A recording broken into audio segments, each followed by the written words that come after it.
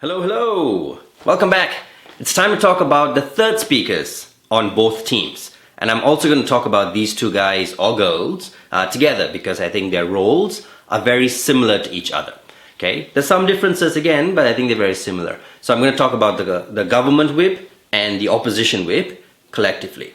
Okay, now it's important to realize that you're coming at the end of the debate. So at this part of the debate, there's 4 speakers or 5 speakers, if you are opposition whip, would have already spoken before you, right? So there's going to be many arguments and rebuttals and claims and counterclaims and accusations and examples and analysis and all these different things, right? So your job, in principle, is to sort out this mess, is to balance these things and to tell the judges or your teams why you have done better.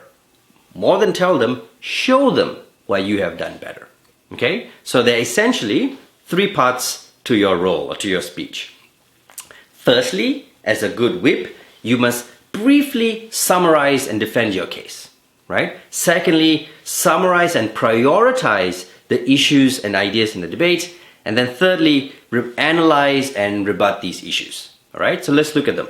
Firstly, briefly summarize your case and your position, right? Now this helps give the judges or your audience a little bit of clarity. So you get up and the first thing, this shouldn't take very long. If you're speaking for 7 minutes, this should be about a minute or less. And you say, now this is what we have done. These are our 3 arguments. These are our 4 arguments, right? And this is why, these arguments are still strong and these arguments are still doing well. Okay, so you're giving them a brief overview of what your team has presented in this debate. The second thing you do, and this is one of the most important things, you summarize and prioritize the issues and ideas in the debate. You're identifying what you think are the most important points in the debate, right? So these are things that maybe will be questions in the minds of your audience, things on which the debate might turn or might hinge. So, for example, if on the topic that we would ban smoking in the university campus, one of the issues may be how much harm is there from people smoking on campus. Is the harm very, very real? Because the government team will try to create a lot of harm to a lot of people, and the opposition team will try to reduce this harm and say that it's really not that much harm. Or an issue could be about rights.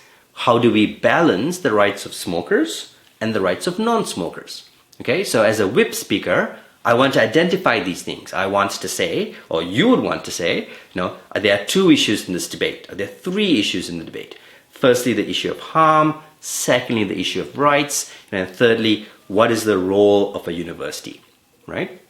Sometimes these can be characterized based on the arguments of the other team, perhaps. So the 3 arguments they presented, those are going to be the important issues in this debate. Okay? Sometimes these are also presented as questions. So, do people have the right to smoke? Or which is more important? Right? And so on and so forth. You get the idea. But basically, what you need to do is identify what the most important issues in the debate are.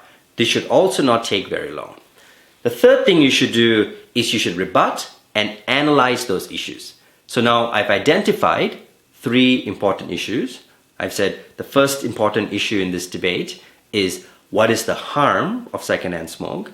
Secondly, how do we balance the rights of smokers and non-smokers? Right? So now in the third part of my speech, I should rebut those things and I should analyze. So I said, what is the harm? Then I will give you reasons why the harm is very real or the harm can be reduced. And then secondly, when I talk about the rights, I will show you why our argumentation on rights is better than their argumentation on rights. Okay? To do these things, I can provide new rebuttals to arguments. I can provide new examples. I can also provide new analysis to rebuttals. What I cannot do, what I should not do as a whip speaker, is provide new arguments.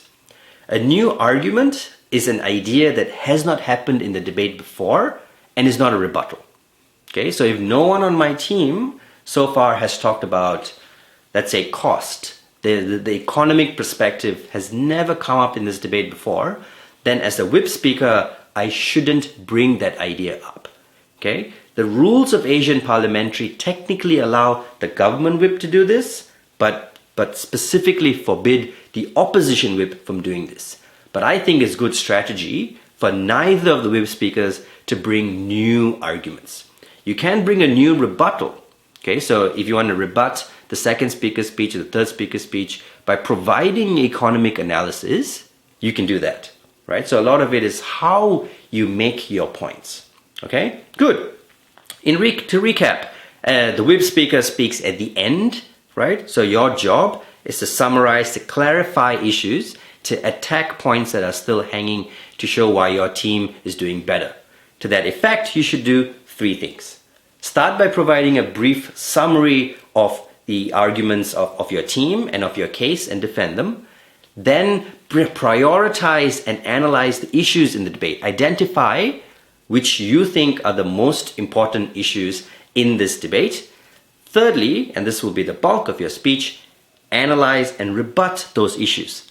Tell the audience and the judges why your team did better, why the position of your team is much better for those issues, right? And rebut and analyze. Remember, no new arguments, but new examples and new rebuttals are okay. Good luck, Whip.